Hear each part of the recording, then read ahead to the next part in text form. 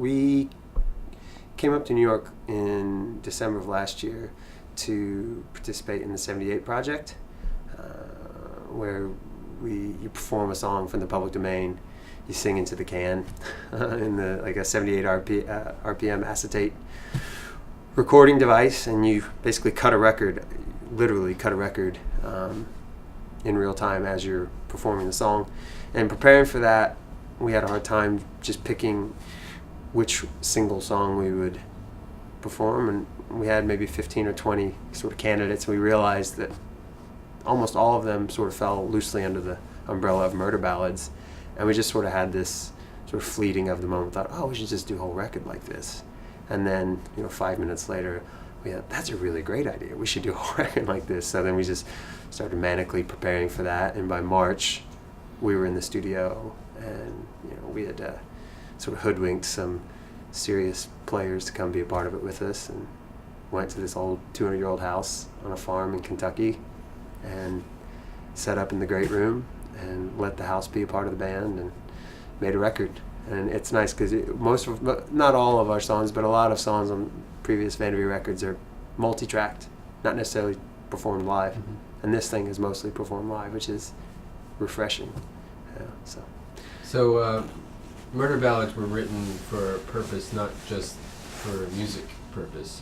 What did you learn about, in investigating these songs? What did you learn about what these songs were, in their time, and what did you derive from them?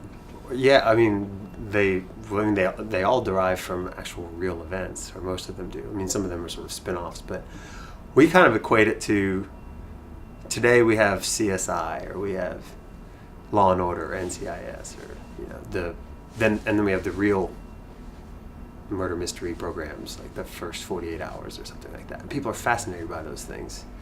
In much the same way 200 years ago people were fascinated about broadside ballads that were basically sheets that told murderous, heinous stories, and they were set to familiar melodies, and people may already know the melody, but they didn't have the latest sort of lyrical rendition.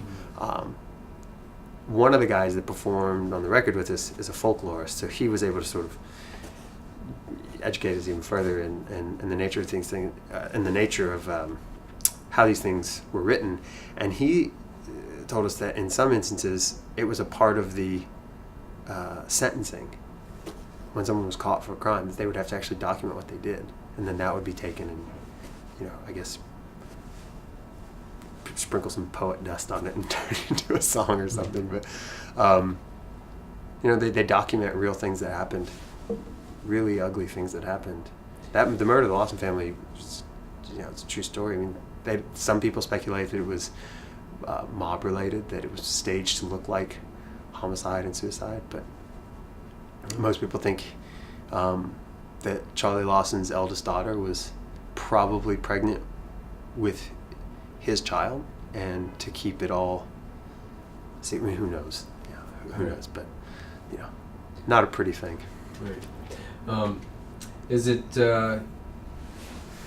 change the way you approach your own songwriting now that you've kind of gone down that path and a little bit?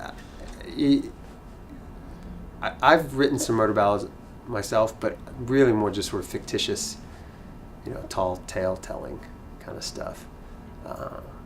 And what you're in doing these, sort of realize this is the real deal. These things really happened. And some of the songs, you see similar narratives, so you can imagine that the story has been retold. It may have stemmed from the same original crime, but it's being retold. Banks of the Ohio and Knoxville Girl sort of tell a similar tale. Rose Connolly kind of tells a similar tale about a woman being drowned in a river, the man getting caught, that sort of thing. I haven't specifically tried to sit down and, well, that's not true. I've been dabbling with a little. There's a famous grave across the street from my house. I live across the street from a cemetery, and there's a famous grave called the Female Stranger, and there's this wild story about who she is, what happened to her, and it's ripe for the story making, for the song making, I guess. Sounds like it. I'm sort of toying around with that, but I don't set out trying to write stuff specific. I haven't seen my songwriting take a hard bank left or right in reference to this stuff. I really just had a really good time just recording, performing songs that aren't mine. It's just been a really refreshing, sort of fun little detour from the regular road.